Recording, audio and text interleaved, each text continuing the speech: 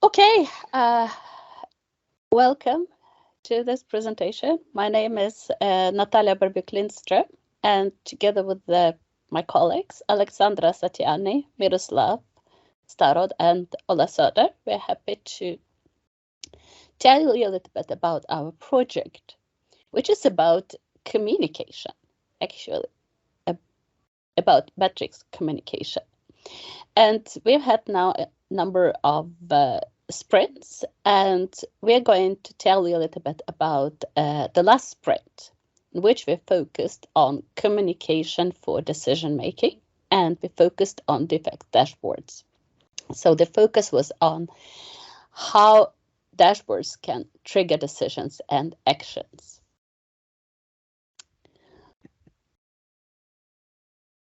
So this is our project. Its general presentation is that the vision of our project is to understand and to improve communication about metrics.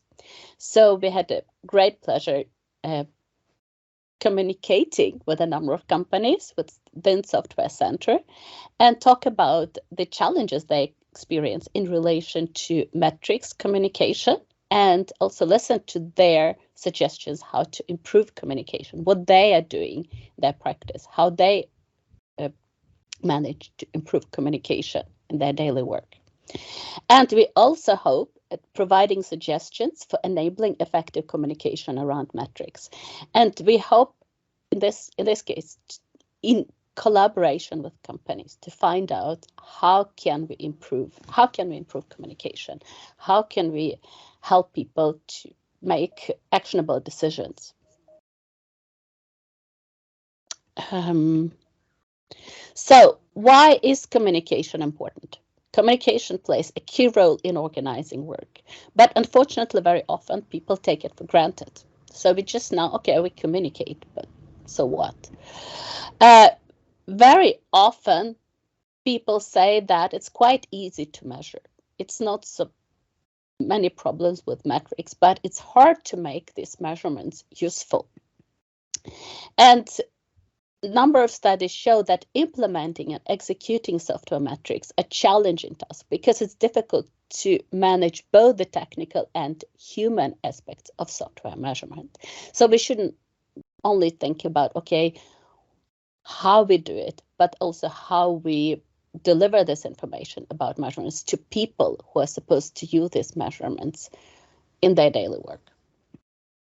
So that's why a number of studies, there are not many studies about metrics communication, but they claim that to ensure proper and effective use of metrics in organizations, we need to think about how to make communication about metrics successful. So what does it mean? It's a good question.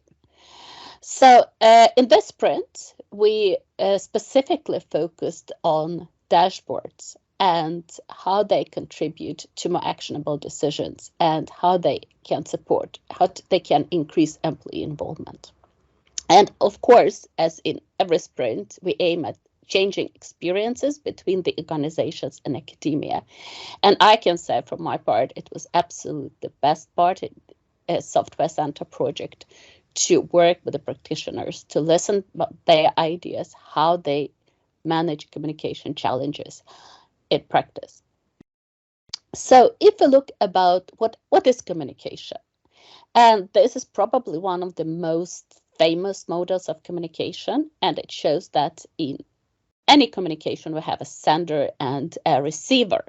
So a sender, let's say we have a metrics team, right? And now not all organizations are metrics teams, but they try to communicate about metrics to management and stakeholders. And sometimes they think that it works fine, but sometimes it becomes a little bit complicated.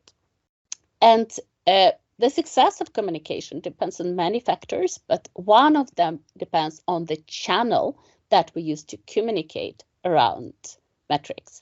So in this sprint, we looked at the dashboards because they are very common in communicating metrics between metrics teams and management and stakeholders. So how can they contribute to communication, to successful communication? What should we think about when we use dashboards?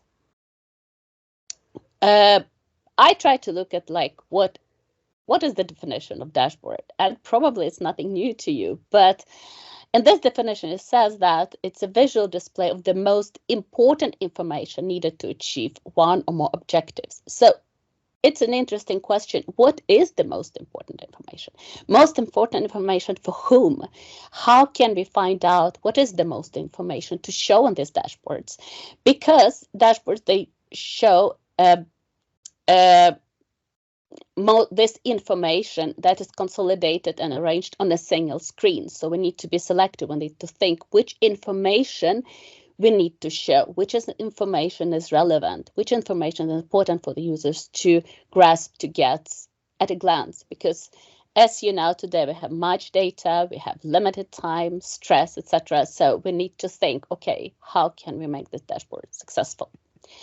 So again, dashboards, they can offer an effective visual communication of data. They do deliver real-time, key relevant information on the current state of the organization. So absolutely, plenty of studies show that they can be quite successful to support decision-making. And also, they offer a powerful solution to information overload. And they are expected to improve decision-making. But in reality, again, I'm not showing too many references here, but there are plenty of studies that show that dashboards include wrong data. That's why they fail. People don't use them. People don't trust the information. They provide a poor data presentation. They provide the information people don't need. They feel like, okay, how can we use it? So all these issues are very important to make information successful. And I really like this quote. It says that elegance in communication often achieved through simplicity of design. So dashboards, you should make it simple. And this is the word I can hear very often from the practitioners. It should be simple, and you should show it just right information. So as I mentioned, in our projects, we work with the practitioners, and we believe that listening to their questions, to their ideas, is essential to contribute to their work. So some of the questions that were raised in our sprint, and we've had a number of meetings with the representatives from different software companies, we just asked them, what challenges do you think, what questions do you usually raise in relation to dashboards? So one of the questions is how to establish trust into the display data and acceptance of dashboard solution in the organization. How can you make it? What are the strategies to make these dashboards, useful for people? People can trust this information. And how can you make sure that users see the content that is most relevant to them? How can you do it in practice? Okay, you can put some information dashboards, but how can you know that it's useful to them, it's relevant to them? And the third one, how do we ensure positive information flow on a topic which has had a negative bias? So of course, as you know, metrics can be sensitive. People don't like measure stuff, and it's not only in software, it's like in daily life, you don't like to be measured. So that's what these three questions were discussed in the last cross-company workshop. And today I present some ideas that the practitioners mentioned in the workshops in relation to these questions. I will also use the data from the other data collected during other sprints. So we had quite many interviews, quite many workshops, and 5 software center companies have been involved during the last almost 2 years. So how to establish trust in the display data? How can you do it in practice? How can you manage that? So one of the important things here is that you need to create awareness. So you need to tell people what is measured. So if you remember the Shannon and Weaver model, you have to make your receiver aware, okay, this is the information that is measured. This is what is behind these numbers, what stands the data behind this dashboard. So it's very important to get everyone on board in order to ensure transparency and trust. One of the best practices that was mentioned, again, I'm not sure what is common in your companies, but a company who participated mentioned they have a so-called performance dialogue, that they basically create arenas to communicate and to talk around and find actions. They try to meet, for example, in relation to the team retrospectives, solution management meetings, etc. Actually spend time on discussing what is on the dashboards. How can we use this data? It seems to be so simple and so like, how can you skip that? But actually, in other companies, it might not be that common, but actually spending time on creating shared understanding on the performance and trends, it's quite important to get everyone on board. And also what practitioners mentioned, that it's important to jointly observe the data and performance to create the arenas where for example, metrics team members and management and stakeholders can exchange their ideas, their perspectives. So it can help to increase transparency. Challenge number 2, how to make sure users see the content that is most relevant to them and not overwhelmed by the content they don't need or they want to see. So it's a very common question, not only in relation to metrics, but general in the research around dashboards. So how can we do one fits all or customized approaches? So people are getting more and more aware of that and more interest to see, okay, I just want to see the data that is relevant to me. So how can you do it? And one of the things that you should keep in mind, that you should understand, if you go back to this model, sender and receiver model, you should understand your receiver. The sender should understand what are the expectations of the receiver. You should identify what are the stakeholders, for example. What do they want? What information they want to have in these dashboards?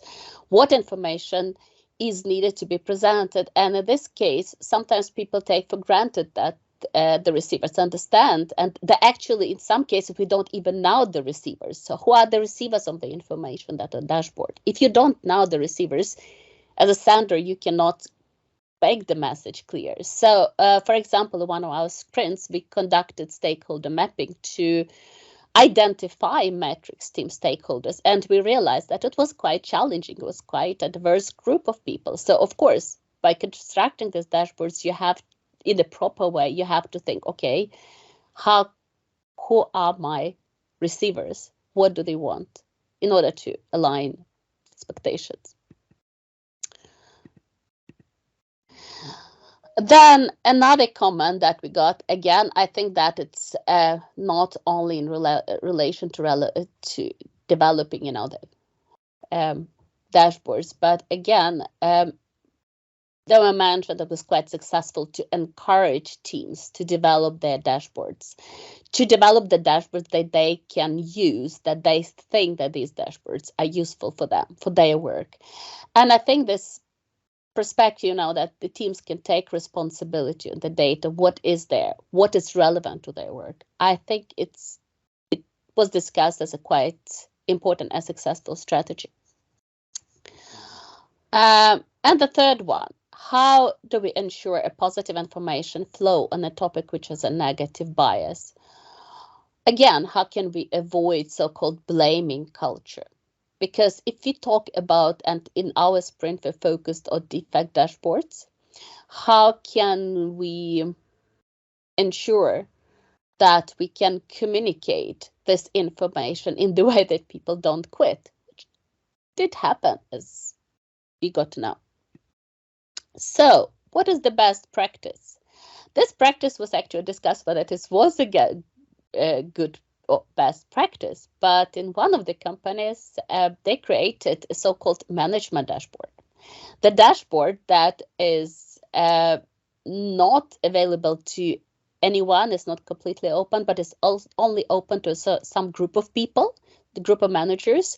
So they mentioned it's not about creating a secret club, it's about protecting people. And one of the reasons was that we can actually prevent unnecessary competition between teams, that you have this comparable data, it's relevant for management, but let the managers have this blame game in a small management round rather than spreading it in the company.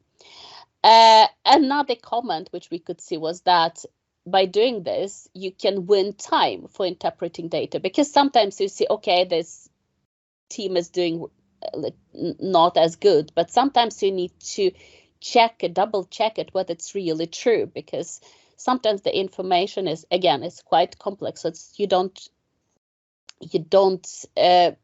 it's difficult to interpret it very fast.